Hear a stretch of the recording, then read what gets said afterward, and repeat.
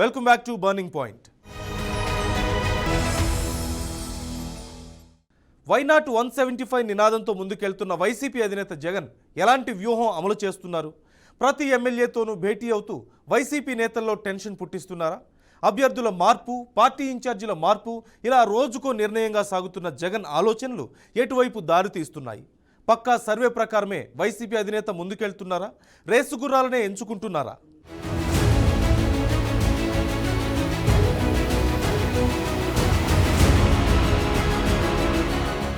మరో కొద్ది నెలల్లోనే ఏపీకి ఎన్నికలు వస్తున్న నేపథ్యంలో జగన్ తన పార్టీ కార్యకలాపాల మీద ప్రత్యేక దృష్టి సారించారు. ఎలాగైనా సరే ఈసారి ఎన్నికల్లో గెలిచి తీరాలని ఎమ్మెల్యేలకు ఆయన గట్టిగా చెబుతున్నారు. ఈ క్రమంలోనే కొన్ని నియోజకవర్గాలకు వైసీపీ ఇన్ఛార్జీలను సైతం ఆయన మార్చారు. ఎమ్మెల్యేల సమావేశం నిర్వహిస్తున్నారు. ఈ సమావేశాల్లో వచ్చే ఎన్నికల్లో గెలవడం ఎంత ముఖ్యమనే అంశాల గురించి ఎమ్మెల్యేలతో చర్చిస్తున్నారు. కొత్తగా ఇన్ఛార్జీలను నియమించినా సీట్లు దక్కవని ఎవరూ అనుకోవద్దని, పార్టీలో అందరికీ ఖచ్చితంగా ప్రాధాన్యం ఉంటుందని సీఎం చెబుతున్నారు.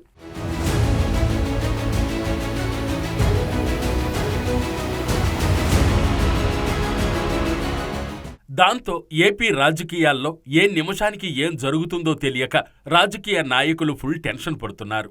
వైసీపీ నేతలైతే తమ పోస్టులు ఉంటాయో ఊడిపోతాయో తెలియక నిద్రాహారాలే మానేస్తున్నారు. ముఖ్యమంత్రి జగన్ కూడా ఎమ్మెల్యేలతో ప్రత్యేకంగా భేటీ అవుతున్నారు. సీఎం ఆఫీసు నుంచి ఎమ్మెల్యేలకు ఫోన్ వస్తుందంటేనే భయపడే పరిస్థితులొచ్చాయి. ఇప్పటికే జగన్ పలువురు ఎమ్మెల్యేలతో ప్రత్యేక భేటీ అయ్యారు. నియోజకవర్గాల పరిస్థితులు, పార్టీ బలంపై జగన్ అడిగి తెలుసుకుంటున్నారు. ఇలా భేటీ అయిన నేతల నియోజకవర్గాలు మారుస్తున్నట్లు సమాచారం రావడంతో ఎమ్మెల్యేల గుండెల్లో గుబులు మొదలైంది. తమకు సీటు రాదనుకునే ఎమ్మెల్యేలంతా కూడా ఆఖరి ప్రయత్నంగా జగన్తో ప్రత్యేకంగా భేటీ అయి కన్ఫర్మేషన్ తీసుకుంటున్నారు. తమకు కాకుంటే తమ వారికైనా సీట్లివ్వాలని ఎమ్మెల్యేలు అధిష్టానాన్ని కోరుతున్నారు. అయితే అసెంబ్లీ సీట్లు వదులుకునేందుకు ఎమ్మెల్యేలు ససేమిరా అంటున్నారు.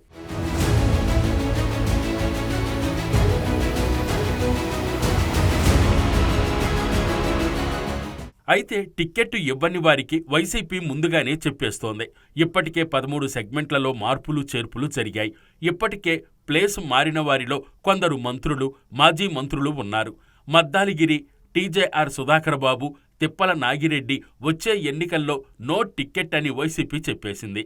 సెకండ్ టైంలో మరో 5గురికి ఉద్వాసన పలికే ఛాన్స్ ఉన్నట్లు తెలుస్తోంది. తూర్పుగోదావరి, కృష్ణా జిల్లాల్లో పలువురు వైసీపీ సిట్టింగ్ నేతలకు వచ్చే ఎన్నికల్లో అవకాశం లేదు. గడిచిన వారం రోజుల నుంచి ఇప్పటి వరకు క్యాంప్ ఆఫీస్కు సుమారు 30 నుంచి 35 మంది ప్రజాప్రతినిధులు క్యూ కట్టారు. వీరిలో కొందరు ఎమ్మెల్యేలకు ఎంపీలుగా, ఎంపీలను ఎమ్మెల్యేలుగా అవకాశం ఇచ్చేందుకు జగన్ రెడీగా ఉన్నట్లు సమాచారం. ఉమ్మడి ఏపీలో కానీ, రాష్ట్ర విభజన తర్వాత కానీ ఎప్పుడూ ఈ స్థాయిలో సిట్టింగ్లను అధికార పార్టీలు మార్చలేదు. ఎమ్మెల్యేల మీద స్థానిక వ్యతిరేకత, నియోజకవర్గ స్థాయిలో నేతలతో విభేదాలు, టీడీపీ జనసేన పొత్తులో పోటీకొచ్చే అభ్యర్థులను ఈ సమీకరణాల్లో జగన్ ముఖ్యంగా పరిగణలోకి తీసుకుంటున్నారు. ముఖ్యంగా జగన్ బీసీ మంత్రం పఠిస్తున్నట్లు చెప్తున్నారు. బీసీలకు అధిక ప్రాధాన్యం ఇచ్చి తెలుగుదేశం ఓటు బ్యాంకుకు గండి కొట్టాలని చూస్తున్నట్లు తెలుస్తోంది. రాజకీయ పార్టీల్లో చూసారా, జగన్మోహన్ రెడ్డి దెబ్బకి జగన్మోహన్ రెడ్డి మీద ప్రజలు ఎంత వ్యతిరేకతగా ఉన్నారో ఇవాళ ఏ రాజకీయ పార్టీలో జరగనటువంటి ఎమ్మెల్యేలు వాళ్ళ బైకుల ముందుకు వచ్చి మాట్లాడుతున్నారు. అంటే ఇవ్వకపోతే టికెట్ ఇవ్వకపోతే హాయిగా ఉంటుంది, ఓడిపోయేవాని పేరు లేకుండా ఉంటుందని ఎవరు కాదు నేను త్యాగానికి రెడీ, నేను త్యాగానికి రెడీ, నేను త్యాగానికి రెడీ అన్నాడు. మంత్రి పదవి ఇవ్వకపోతే కళ్ళని నీళ్ళు పెట్టుకున్న రోజా గారు నా టికెట్ ఇవ్వకపోతే పర్లేదు అంటుంది.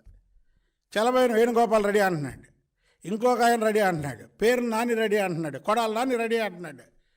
అందరు రెడీ, టికెట్ ఇవ్వకపోతే త్యాగానికి రెడీ. త్యాగం కాదు అది, ఓడిపోతామనే భయం. 175 మంది మార్చినా ఓకే అంటారు అందరూ. ఎందుకంటే ఎలా ఓడిపోతున్నారని ప్రజలు ముందే గ్రహించారు వీళ్ళు.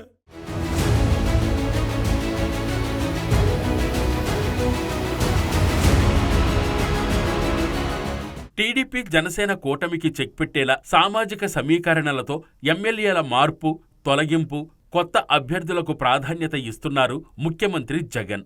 రాజమండ్రి రూరల్, పిఠాపురం, పత్తిపాడు, జగ్గంపేట, పి గన్నవరం, రామచంద్రాపురం, నరసాపురం, పోలవరం, ఉండి, ఉంగుటూరు, విజయవాడ వెస్ట్, విజయవాడ సెంట్రల్, తిరువూరు, అవనిగడ్డ, పెడన, దర్శి, పొన్నూరు, పెనుగొండ, రాయదుర్గం, కళ్యాణదుర్గం నియోజకవర్గాల మీద జగన్ ప్రత్యేక దృష్టిని పెట్టారు. ఇవి మాత్రమే కాకుండా మరికొన్ని నియోజకవర్గాల మీద కూడా జగన్ దృష్టి పెట్టినట్లు తెలుస్తోంది. మరికొంతమందికి నియోజకవర్గంలో సరిగా పనులు చెయ్యాలని వార్నింగ్ ఇచ్చేందుకు జగన్ పిలుస్తున్నారని సమాచారం. దీంతో కొందరు ఎమ్మెల్యేలు ప్రత్యేకంగా వారి వినతులు వినిపించేందుకు సీఎం క్యాంప్ ఆఫీస్కు చేరుకుంటున్నారు.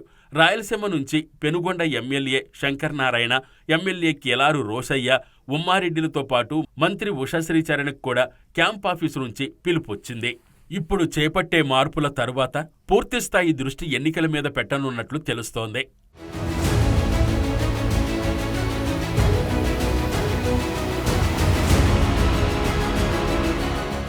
భారీగా అసెంబ్లీ నియోజకవర్గ ఇన్ఛార్జీల మార్పులకు వైసీపీ సిద్ధమైంది.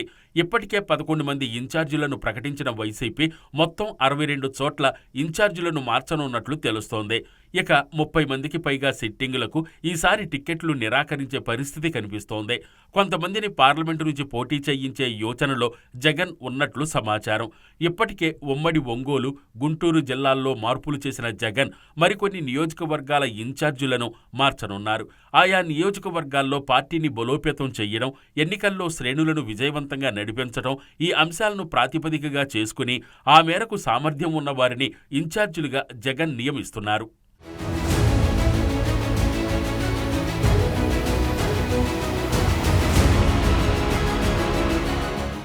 ఈ ఎన్నికల్లో గెలిపే లక్ష్యంగా పెట్టుకున్న సీఎం జగన్ అందుకు అనుగుణంగా ఇప్పటినుంచే కసరత్తు ప్రారంభించేశారు. ఈ క్రమంలో వైసీపీలో భారీ మార్పులకు జగన్ నిర్ణయం తీసుకున్నట్లు తెలుస్తోంది.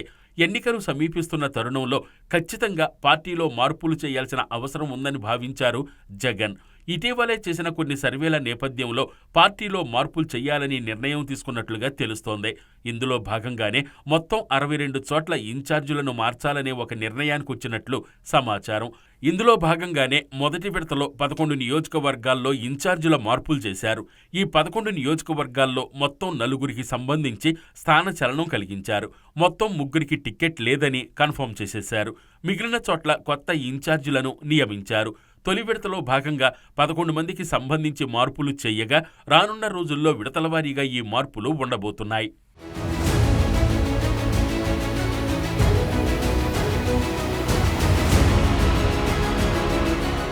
ఎవరికైతే టిక్కెట్ లేదని నిర్ణయానికొచ్చారో వారితో అధిష్టానం పెద్దలు చర్చలు జరుపుతున్నారు. ఇందులో భాగంగానే ఆళ్ల రామకృష్ణారెడ్డికి, సంతనూతలపాడు ఎమ్మెల్యే సుధాకర్ బాబుకు కూడా టిక్కెట్ లేదని చెప్పేశారు.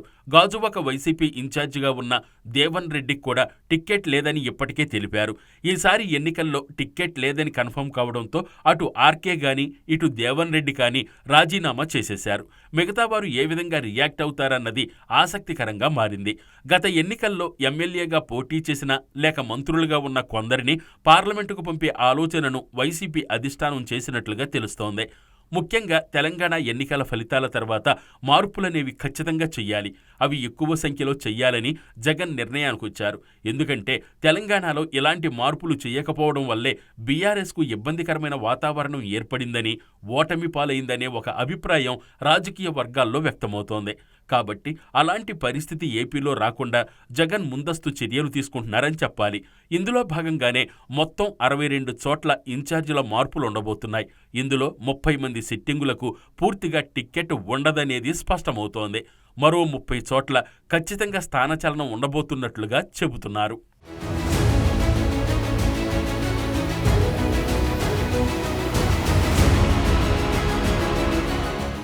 ఏపీలో తెలుగుదేశం పరిస్థితి ఏంటి? చంద్రబాబు వ్యూహాలేంటి? వైసీపీ ప్రభుత్వ ప్రజా వ్యతిరేకత పైన టీడీపీ ఆధారపడిందా? జనసేన టీడీపీ పొత్తు ఎంత మేరకు ఫలిస్తుంది? బీజేపీ కూడా వారి బాటలోనే నడుస్తుందా? చంద్రబాబుకు ప్రశాంత్ కిషోర్ టచ్లోకి వెళ్లారా? టీడీపీలో జోష్ కనిపించడానికి అసలు కారణాలేంటి?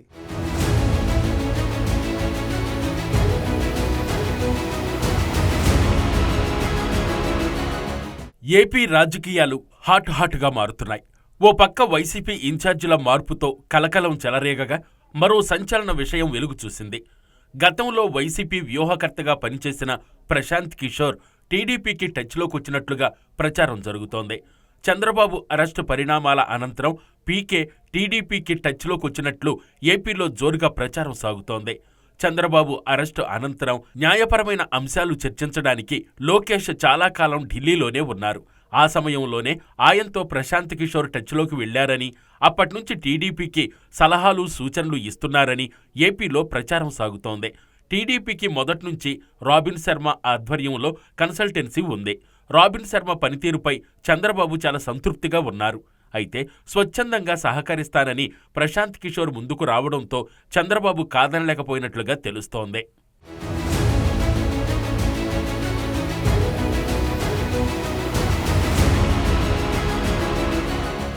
రోజువారీ అంశాలు కాకుండా కీలకమైన విషయాల్లో పీకే టీడీపీకి సలహాలు సూచనలు ఇస్తున్నట్లు సమాచారం. రాబిన్ శర్మకు ప్రశాంత్ కిషోర్కు మంచి సంబంధాలున్నాయి. పీకే దగ్గర రాబిన్ శర్మ చాలా కాలం పనిచేశారు. గతంలో వైసీపీ వ్యూహకర్తగా పనిచేసిన ప్రశాంత్ కిషోర్ తమకెందుకు సహకరిస్తున్నారు అనే అనుమానం టీడీపీ ముఖ్య నేతల్లో వ్యక్తమవుతోంది. మరోవైపు పీకే తమకు టచ్లో ఉన్నాడన్న విషయం ఎవరికీ తెలియకుండా టీడీపీ జాగ్రత్త పడుతున్నట్లు తెలుస్తోంది. ఒకవైపు పార్టీని ముందుకు తీసుకువెళుతూ జగన్ వ్యూహాలను ఎదుర్కొంటూ చంద్రబాబు పక్కా ప్రణాళికతో ముందుకెళ్తున్నారు. ప్రభుత్వ వ్యతిరేక ఓటు కూడా చీలకుండా జనసేన కూడా తెలుగుదేశంతో పొత్తు కట్టింది.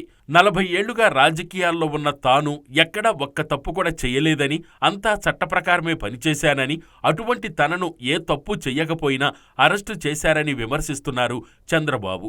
చేయని తప్పుకు తాను ఎంతో క్షోభ అనుభవించానని వాపోతున్నారు. తాను కూడా మనిషినేనని, తనకు కూడా మనసుంటుందని, కాని చెయ్యని తప్పుకు తాను ఇబ్బందులకు గురయ్యానని జైల్లో ఉన్న ఘటనలను గుర్తు చేసుకుంటున్నారు.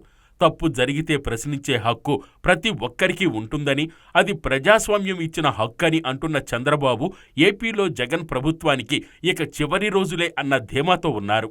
ఇటువంటి తరుణంలో టీడీపీ నేత, పార్టీ పాలిట్ బ్యూరో సభ్యుడు బొండా ఉమ సంచలన వ్యాఖ్యలు చేశారు. ఎన్నికల వ్యూహకర్త ప్రశాంత్ కిషోర్ సర్వేల్లో వైసీపీ సింగిల్ డిజిట్కే పరిమితం అవుతుందని తేలిందని, అందుకే ఎన్నికలు 3 నెలలు ఉండగానే జగన్ చేతులెత్తేశారంటూ సెటైర్లు వేశారు. అందుకే జగన్ ఏం చేయాలో తెలియక అసెంబ్లీ నియోజకవర్గాల్లో ఇన్ఛార్జీలను మారుస్తున్నారంటూ ఎద్దేవా చేశారు. ఒక నియోజకవర్గంలో పనికిరాని వాళ్లు మరో నియోజకవర్గానికి ఎలా పనికొస్తారు అని బొండా ఉమ ప్రశ్నించారు. అన్ని సర్వేలు కూడా వైసీపీ ఓడిపోతుందని అంటున్నాయని అన్నారు. ఈ 2024 మనం ప్రభుత్వాన్ని స్థాపిస్తున్నాం, మార్పు తీసుకొస్తున్నాం, జగన్ని ఇంటికి పంపించేస్తున్నాం. నేను వింటుంది 25 మంది ఎమ్మెల్యేలని మార్చారు, ఇంకొక 80 మంది, మొత్తానికి కలిపి 80 మంది ఎమ్మెల్యేలు మారుస్తున్నారని వింటా ఉన్నాను. మార్చాల్సింది ఎమ్మెల్యేలు కాదు, ఈ రాష్ట్ర ముఖ్యమంత్రి జగన్.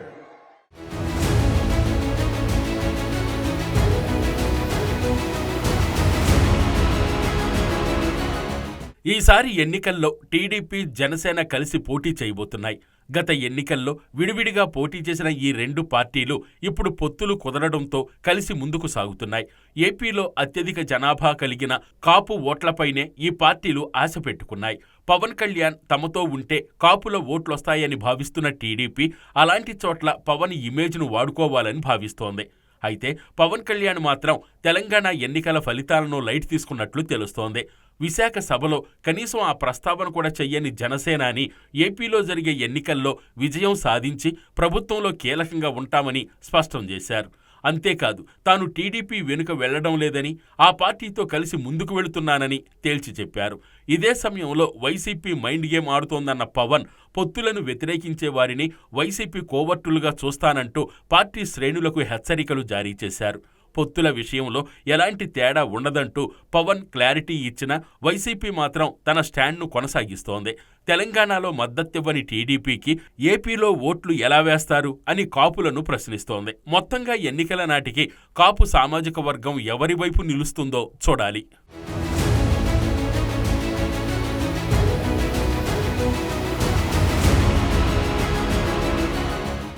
2019 ఎన్నికల్లో టీడీపీపై విసిగిపోయిన కాపులు జనసేనకు కాకుండా వైసీపీకి ఓట్లు వేశారు. కాపులు అత్యధికంగా ఉన్న స్థానాల్లోనూ వైసీపీ భారీ మెజారిటీతో గెలిచింది. అప్పటి ఎన్నికల్లో పవన్ పోటీలో ఉన్న ముద్రగడ ఎపిసోడ్ కారణంగా కాపులంతా టీడీపీపై కోపం పెంచుకున్నారు. దాంతో గంపగుత్తగా వారి ఓట్లన్నీ వైఎస్ఆర్ కాంగ్రెస్ పార్టీకే పడ్డాయి. ఈసారి ఎన్నికల్లోనూ అదే రిపీట్ అయ్యేలా పక్కా వ్యూహాలు రచిస్తోంది వైసీపీ. ఇలా ఎవరికి వారు వ్యూహాలతో ముందుకు వెళుతున్నారు.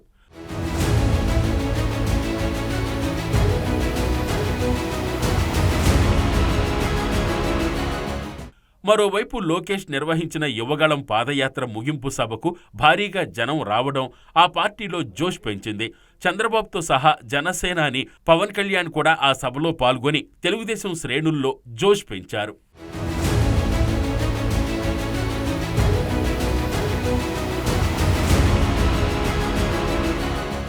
మరోవైపు కేంద్ర ఎన్నికల సంఘం కూడా ఎన్నికల ఏర్పాట్లను షురూ చేసింది. దీంతో ఏపీలో రాజకీయ వేడి చలికాలం తీవ్రతను కూడా కనిపించకుండా చేస్తోంది.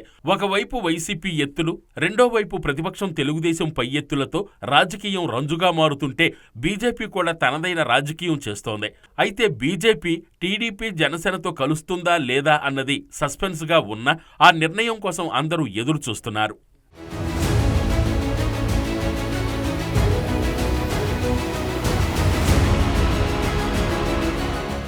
ఇది వాల్టి బర్నింగ్ పాయింట్. మరో అంశంతో మళ్ళీ కలుద్దాం. Keep watching BRK news.